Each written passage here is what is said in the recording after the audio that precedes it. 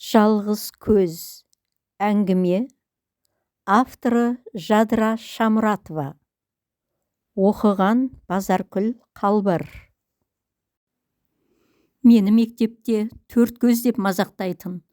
Сотқарылдар осыған кәдімгідей уақыт шығындайтын. Қыста, жазда, үзілісте. Ал шынына келгенде жай ғана қоян деп атай салуға да болар еді. Өйткені алдыңғы күрек түстерім қояндікіндей еді. Ол кезде ауылда көзілдірікті бала көп емес. Шамасы мен диоптриясы 10, жиегі арзан пластмассадан жасалған ұсқынсыз көзілдірігімді киіп алып сотқарлардың жынына тиетін болуым керек. Көздің бұлшықеті түйіліп қалғаннан ба, әлде туа бітті кемістік пе, көзім түйін салған жас қияр тәрізді алға шығып тұрады. Миопия дейді. Оның үстіне оң көз көру процесіне мүлдем қатыспайды. Екі көз екі түрлі көретін болғандықтан, ми осы бір-бірінен мүлдем алшақ көріністі қабылдай алмай, бір көзге ғана басымдық беріліп, екіншісінің қабілеті төмендейді екен. Медицинада мұны амблиопия дейтін көрінеді.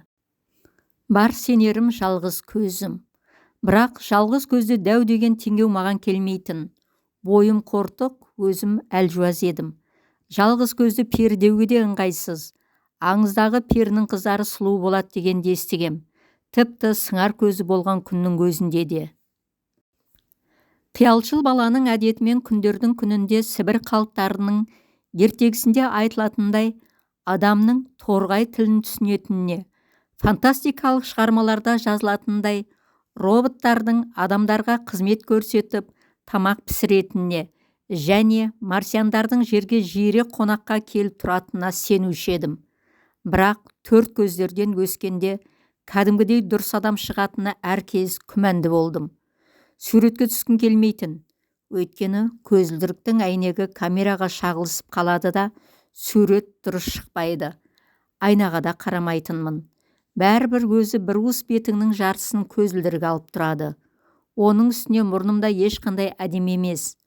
Бұрын соңды көрмеген бір құстың тұмсығын елестететін. Өзіңе деген осындай сенімсіздіктен кейін тақтаға шыққанда толқымай, дірілдемей, қалай сөйлеуге болады? Әйтеуір төрт көздер маған ұнамайтын. Зәуді кездестіре қалсам, жақындамауға тырысамын. Олардан өзімді көретінмін. Көз жанары әлсіз. Қалың әйнекті көзілдірік таққан балалар өз тетелестерімен қуыспақ ойнаған кезде қабырғаға соғылып, мұрнын бұзып жүретін болғасын не тегіс жерден сүрініп шалынып, мазаққа қалатындықтан оңаша ойнап үйренеді. Біреуді ренжітіп алудан қорқады. Әлдекім бетіме ауыр сөз айтпаса екен деп жасқана өседі. Шулы жерден аулақта ешкімнің көзіне түспей, кітап оқып отыратын төрт көздерден қайдан мықты адам шықсын. Бала кезде әкем қалаға апарып жасатқан операциядан қайран болмады. Келе-келе осы кезге дейін мен жетектеп жүрген жалғыз көзім тез шаршайтын болды. Ылғи түйіліп ауырып тұрады, түбі шаншиды. Ұзақ отыра алмайтын болғасын бір мақаланы жетіп өліп жазатын болдым. Дәрігерлер жартып ештеңе айтпайды. Өзі жалғыз көз болса, ол сөніп қалса не болмақ? Өмірде дүниенің дидарын көрмеген адамдар бар ғой. Көп болса солардың халін кешермін. Бірақ балалар қайтеді. Олардың асын кім пісіріп, жағасын кім түсейді? Күйеуімше. Әрі-беріден соң жұмысты кім істейді? Уайым кірді. Егер сенің өлімсіреген жалғыз ғана шырағың болса, және ол апақ-сапақта сөніп қалса, ағыл-тегіл адам арасынан ешкімді ештеңені көрмей, нақты, шын өмірдің ішінде келе жатып, адамнан да, қоғамнан да бөлектеніп, таяғыңды алдыға созып, өзің басыңды артқа шалқайтып, бәрінен тысқары, қап-қара кеңістікті қақ жарып, өз жөнімен кетіп бара жатар ма едің? Жалғыз. Бұл мүмкін соншалықты қорқынышты да емес шығар. Айналып келгенде, адам бәрібір жалғыз емес пе? Осы жанарсыз адамдар түс көре ме екен деп ойлаймын бір сәт. Көрсе, ол түсі түрлі түсті ме, әлде бірыңғай ақ пен қара түстен тұра ма? Ол түстерде адамның бет әлпеті мен образы емес, дыбыс, иіс пен әсер ғана болатын шығар. Жанарсыз адамда алтыншы түйсік оянатындықтан олар рухани кемелденуге жетеді дейді ақылгөй Демокрит. Философияға басы бүтін берілуі үшін әдейі соқыр болыпты деген аңыз бар. Мен көзімді жұмып, өзімді жанарсыз адам ретінде елестетіп көремін. Екі қолымды алға созып, мына дүниедегі сөз бе, ән бе, ой ма, бәрін маңдайдағы емес, көкірек көзімен қабылдап алмақшымын. Осы кезде құлағыма келген әуенді бұрын естіген сияқты боламын. Сөздер де таныс. Ойды ести алмасаң да сезінесің. Көз жанары әлсіз адамдардың сезімтал келетіні содан. Бірақ осы сәтте сезімтал болғым келмейтінін түсіндім. Философияны да ұнатпаймын. Оның қатпар қыртысына бойларлық шамада жоқ. Көзін көрмесе даналыққа жеткеннің не мәні бар деген ойлар кимелейді. Ішіңдегі арман мұратыңа оттегі беріп, бойыңа сәт сайын үстемелеп күш қосатын атаққұмарлық адамды алға сүйрейді. Адам атағын шығару үшін тау қопарады. Ғылыми өнер табыстар жасайды, еңбектенеді. Оның жемісін бүкіл адамзат көреді. Жас кезімде мен де ерекшелеу бірдеңе жазсам, оған басқалар таңғалса деуші едім. Келе-келе ол мақсатым түкке тұрмайтын далбаса әрі күлкілі болып көрінді. Ешкімге, ештеңеге назар аудармайтын, бәріне немқұрайлы қалып таптым. Тіпті өзіме өзім қызық болмай қалдым. Әділетсіздік дегенге де бұрынғыдай аяқ асты тұтанып қарсылық білдіруді ұмытқам. Басқа. Дәл осы әділетсіздік үшін күрестің өнбес шаруа екеніне көз жеткізіп қойғандаймын. Қасын қақпастан мелшиген күйі міз бақпайтын дүниенің саппас келбетіне бауыр басып кеткенім де бар.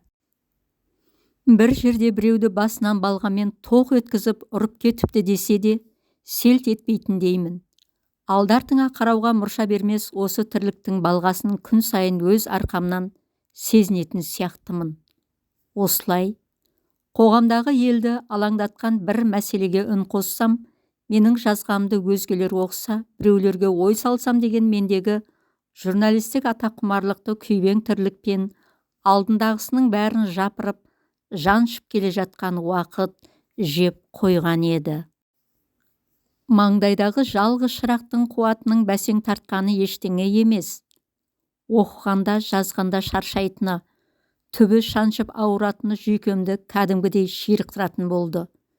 Жүйке ауырса баста ішіне қорғасын құйылған алып шар секілді, жоғары көтеруге ауыр, төмен еңсейсең зірк-зірк етеді. Күнде таңертең өзіме сұрақ қоямын. Бүгін не істейсің? Өз сұрағыма сол бойда жауап беруге де дағдыланып алғам. Ештеңе. Сыртымнан қарасаң, мойындағы міндеттерін атқаратын тәртіпті адам секілдімін. Ал ішімнен, қыс келгенде терезенің ар жағында қимылсыз қалған, уақытша өлген шыбын тәріздімін. Маған ішімдегі тоқтап қалған уақытты жылжыту үшін сыңғырлай қағылатын ғажайып қоңырау керек еді. Бір ғана амал, факишный йол деген операция. Ол бізде алғаш жасалып жатыр. Нәтижесі қалай болары белгісіз. Ештеңеге кепілдік бермейміз. Келсеңіз 1 миллион теңге төлейсіз. Сіздің көз өлшеміңізді алып, Швейцарияға тапсырыс береміз. Коллаген арқылы арнайы жасалған линзаны көзіңіздің ішіне саламыз, деді дәрігер. Алғаш жасалып жатқан тәжірибенің құралы болу мен шошытқан жоқ. Бәріне де әзір едім. Тек өмір бойы сол көзіме қосам жарласып жүретін, өз бетінше ештеңе көрмейтін жалқау көзім не болар екен? Ал амблиопия көзімше? Дәрігер үндемей қалды. Ол сізге тек көмекші болады, бірақ көруінде еш өзгеріс болмайды. Ал оған әуелі лазермен астигматизмін түзеп, сосын барып линза салуға болмай ма? Сізде астигматизм көп емес, сіздікі амблиопия, деді дәрігер өзі байқамай даусын қатайтып. Оған тап қазір өзіне кіріптар пациенттің білгішсінгені ұнамады. Алмаған екі көздің операциясының ақшасын төлеп, бірақ бұрынғыша жалғыз көзбен ғана қалатыным түсініксіз. Дәлізге шығып ойланып отырдым. Бұл жердегі адамдар әртүрлі бола тұра бір-біріне қатты ұқсайтындай. Мұңдары ортақ болғасын ба? көздері нашар көретін адамдардың жүрістері де ұқсас келетін осы жолы байқадым. Төбедегі ұсақ шамдар мен еденге төселген аппақ кафельдер шағылысып, өзгеше өң берген клиника дәлізінде адамды сабырға шақырар жылы ауа бар. Кабинеттердің ар жағынан осы жердегі айлығына тәуелді дәрігерлердің пациентке сөйлеген мейірімді дауыстары естіліп тұрды. Бас дәрігерге тәуелді медбикелер аяқтарының ұшымен әдемі басып, жеп-жеңіл қалықтап жүреді. Көз тексерту үшін жұмысынан сұранып шыққан, сол жұмысындағы бастығына тәуелді адамдар кезегім қашан келер екен деп тықыршып, есікке еміне қарап қояды. Бұл жерде адамдардың бәрі әйтеуір біреуге, бірдеңеге тәуелді еді. Бұлардың арасында ертеңгі күніме және тағдырымды шешетін дәрігерге тәуелді мен де бармын. Қызым, қарап жіберші, көзім қызарып кетті ме? Жаңа бір дәрі құйып еді, шыдатпай отыр, деді дәл жанында отырған кемпір. Я, қызарып тұр екен. Кемпірдің үлкен көздерінің ұсақ тамырлары қанталап тұр. Жанары болса лай, кір тәрізді көрінеді. Тап қазір қолыңа шүберек алып сүртіп бергін келеді. Кемпірдің ар жағында көктем шықса да басынан бөркін тастамаған ер адамның хрусталик салған кезде көруің бірден жақсарады деген әңгімесінен кейін ғана үлкен кісінің өлі жанарына жан бітіп, жылт еткендей болды. Осы сәтте мен тезірек бір шешімге келмесем, бұл кісілердің жасына жетпей қабырға сипалап қалатынымды түсіндім. Дәрігер көзімнің жан жағынан көріп тұратын арнайы қалып ұстатып, бақырайтып ашып қойғанда, бұл өте ұнамсыз болса да, бір дыбыс шығарғаным жоқ. Көзім дәл қазір 4 бұрышты болып тұрған шығар деп ойладым. Жақыннан қарағанда жасы 50-дің үстіндегі кәріс дәрігердің беті көгеріңкі, қабағы түсіңкі көрінеді. Әйнегі қалың көзілдірік артында кірпік қақпайтын көздер балықтікіне ұқсайды. Қызық деп ойладым операция үстелінде жатып. Көзілдірік таққанның несі жақсы? Жазда терлейсің, қыста буланады. Көз дәрігерлері өздеріне операция жасатпайтын несі екен? Әлде сенбей ме? Дәрігер көзді ашытатын тамшы тамызып, жіп-жіңішке пышағымен қабағымның үстін сызып кесіп, сыртында 20 деген белгісі бар. Осыдан 3 ай бұрын тапсырыс беріліп, Швейцариядан арнайы жеткізілген линзаны екі көзіме қинап кіргізіп жатқанда да ішімнен секунд санап, осы азаптың аяқталатын сәтін күтіп жаттым. Ісікпен жастан көзімді аша алмай, 3 сағаттан соң соқырмыз құсап, ілбіп дәлізге шыққанда күйеуім күтіп отыр еді. Көз алдым бұлдырап тұрса да, ол маған күліп қарағандай көрінді. Жас адамдардың көктем шыққанда жандары құлпырып, бір-біріне осылай жымиып қарайтынын талай байқағам. Маған күйеуімнің жымиысы ұнайтын. Тап осы сәтте тек өзім үшін ғана емес, ол үшін де шексіз бақытты болғым келді. Ол маған ашық, бос кеңістікте ілініп тұрғандай түсініксіз сезімде жүрген шағымда жолығып, бұлшық еті бұлтылдаған мықты қолдармен мені сол ашық, бос кеңістіктен өзіне қарай тартып алған. Сол кезден бастап физиктер беріліп тамсанып айтатын термоядролық реакцияның әсерінен біздің жанымызда ерекше жарылыс болған. Тап сол сәтте бұл жарылыстың бақытқа әлде басқаға көрінгенін, болмаса түк мәні жоқ мақсатсыз жарылыс екенін ұқпаған күйі, біріміз жалғыз көзімізбен, біріміз тосаңы бар құлағымызбен өзара ұғысып, бір соқпаққа түскенбіз. Міне, ол мені тағы жетелеп келеді.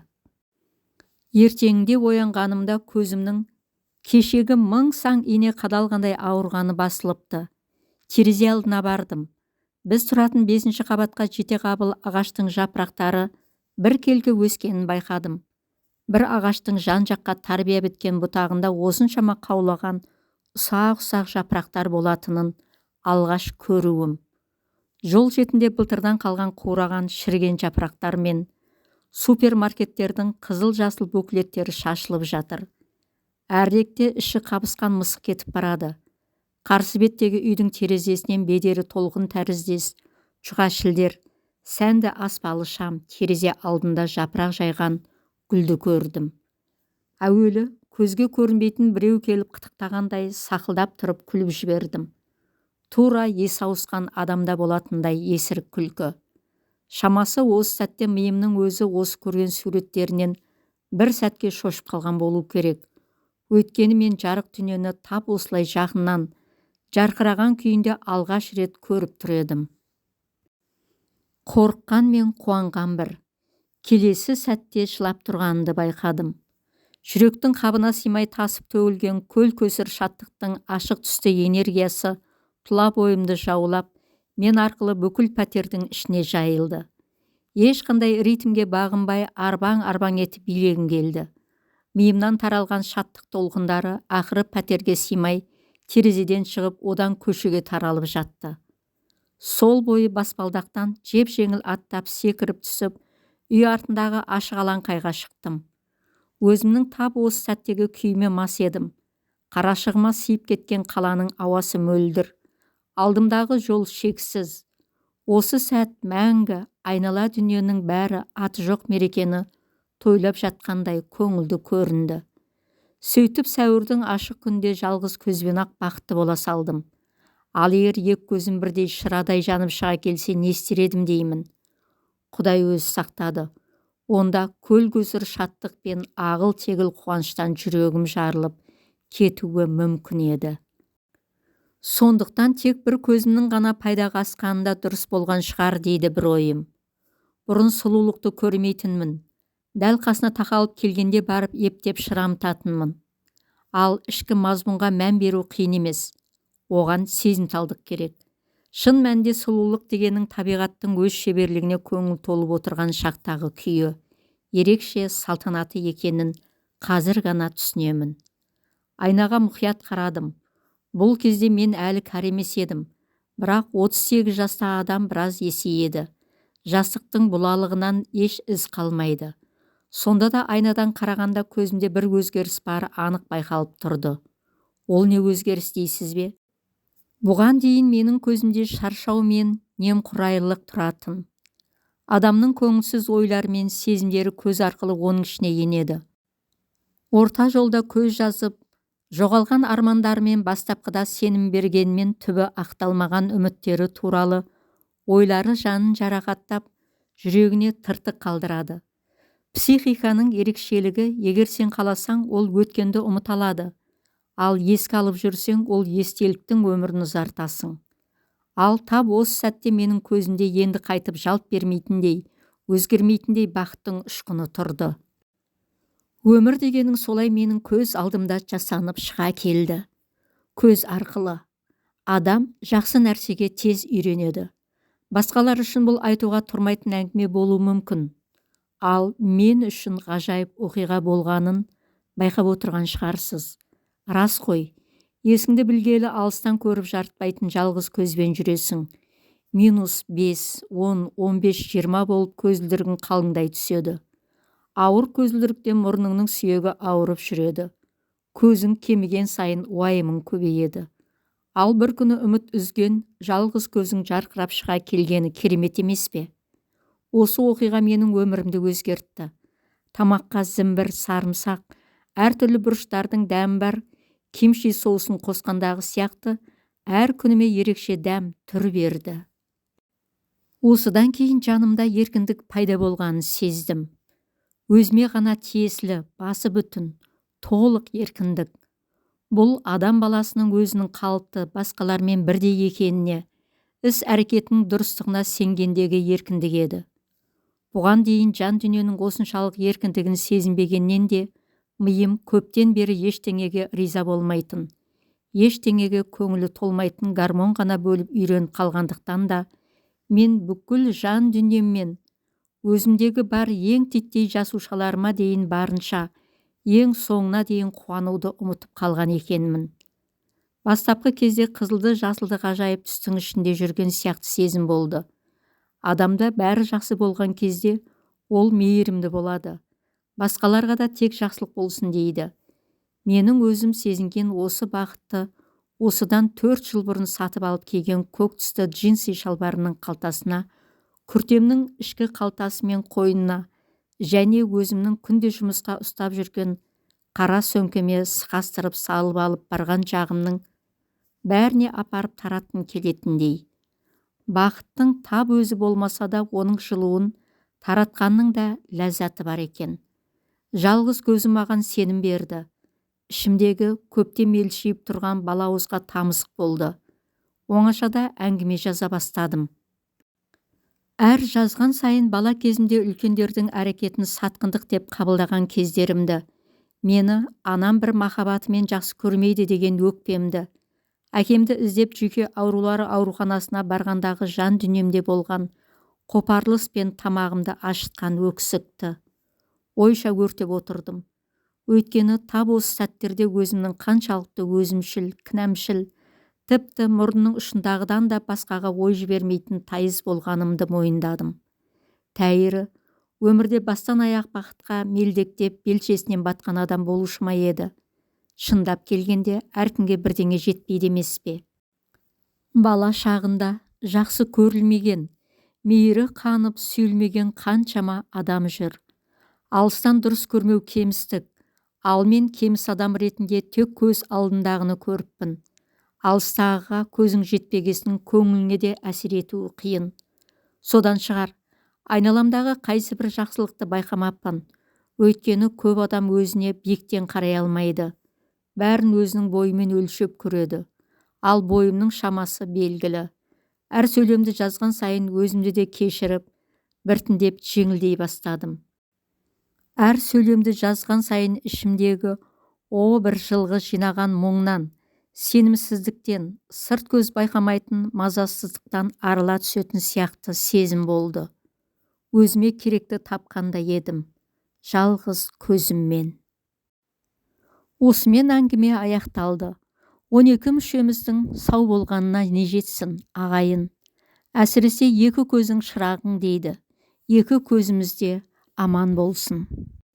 Егер қазақ контенті дамысын десеңіздер, каналға тіркеліп, лүпіл басып, комментарий жаза кетуді де ұмытпаңыздар. Еліміз аман, жұртымыз тыныш болғай. Келесі кездескенше.